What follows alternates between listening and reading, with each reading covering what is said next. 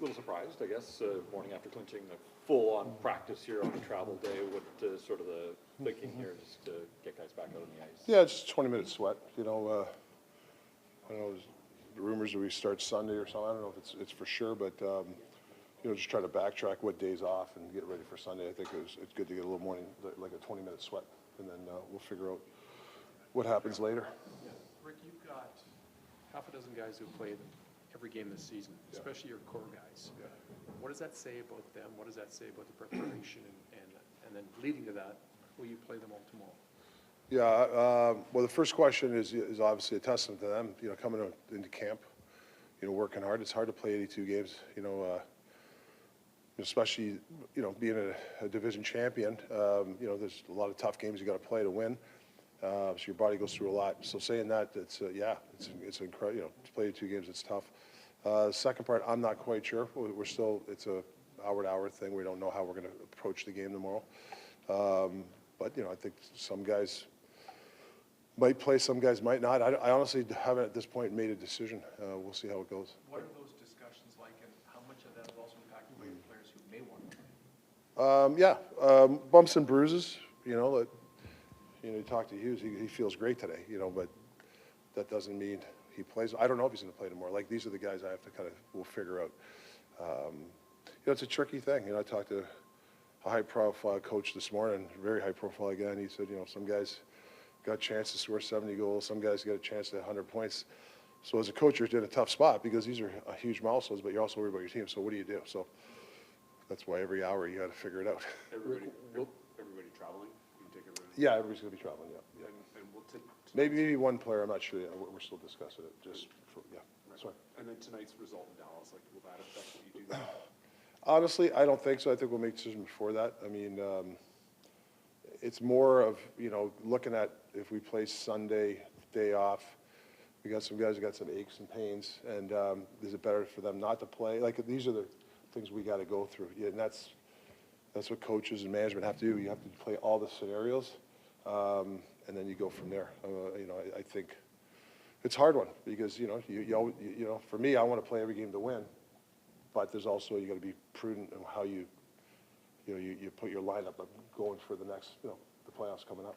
Will you watch that Dallas game, or are you just going to let the chips fall where they? No, it's not that. I watch hockey mostly every night. So, obviously it's on. I'll watch it wherever we go for dinner tonight. See what game they have on. Hopefully they'll let us put the game we want. They usually do, but yeah, I'd like to watch that game. I would love watching Dallas anyways. Like, I think they have a great coach there. Do you have to still make a decision on Thatcher as well? Like, he seemed to indicate he would probably like another game. Yeah, that's one. I think it's easy for us. I think especially he wants to play, and he was out there today, felt great. So I think it's important that he gets his reps in too. Is it important that it kind of looks like your team in front of him? Maybe not personnel-wise, but it can't turn into a game of shinny in game 82 for him to be able to get his reads. Well, if it turns into shinny and he has to stop 40 shots by the second period, he won't be in there that long, put it that way. So hopefully I don't have to make that decision. Rick, do you want to share with us who may not be going? You said just one player, right? Well, I don't know yet. Not yet. I'd rather not, but I'll let you guys know as soon as possible. No, I will. C-Max on it. Rick, you're a Canadian guy. This is a country that hasn't had a Stanley Cup since '93. What does it mean to you to be part of a Canadian team heading into the playoffs? Well, listen, I've lived in the States most of my life, but I played in 2 Canada Cups. I'm a Canadian hockey, 5-year-old playing hockey outside. Like, I'm a Canadian hockey player, right?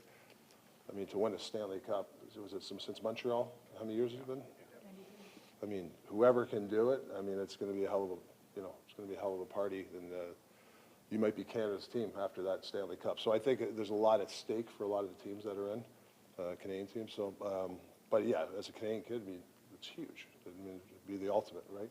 Is there more pressure with the Canadian team? Well, there's pressure. There's pressure everywhere, but if you're a Canadian, you guys know, being a coach in the Canadian market, it's a lot of pressure. And to win a Stanley Cup is going to be a lot of pressure, so it's the same thing, How do you maybe. win around? How do you win around? How do you win that first round? For me, it's the game one. Worry about game one. I've just been the playoffs a lot of playoffs in my life, and every game is different. And I think you can't you can't look at the series, you gotta look at game one. And I think there's adjustments made after game one. There's a lot of things that happen after game one, so I think it's hard to, how do you win a series? I think it's how do you win game one is how you approach it, and then how do you win game two.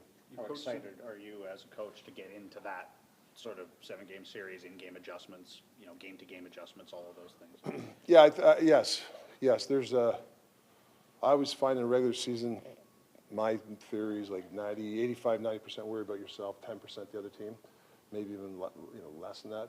Playoffs, it starts to go like 80-20. Now you're looking, okay, we got to get this guy, this line. We might want to switch this guy on this line.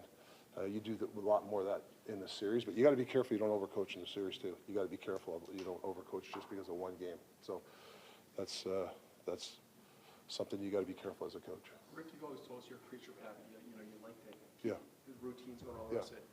Has the league given you an indication of when you may start? I know you just said possibly Sunday, and then also, would you prefer to start sooner than waiting until Monday or Tuesday?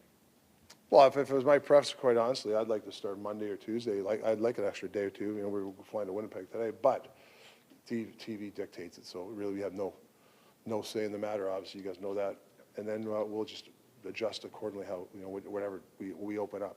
But I definitely got to get these guys some rest. But it's also we got to get them information on the team you're playing. Sometimes you like 2 days meetings, but we might only have one. How much do you give them? Like when it's condensed, it really becomes, I don't like to throw in a lot at our players when it's condensed. It's counterintuitive if you do that. Coach, you've mentioned talking to other coaches throughout the season. Does that stop come playoff time? It depends on the coach. And there's one guy that's been fired. I talked to him quite a bit. So, but he's a damn good coach. So. In the bubble, some of these guys, the top guys, had some success, but that experience was so outside this. Yeah. Do you think there's anything for those guys to draw on from that? Yeah, because I was there too, and it's tough. To me, it wasn't playoff hockey, but there's still competitive games. So you can take something from it, 100%. But the noise factor, and there were some games where I don't think anybody wanted to be there, right? So that's why it's hard to really judge that, But I know, I'm not discounting the team. I think Tampa won. I'm not discounting that. That's the hell of a, so I'm not discounting that at all.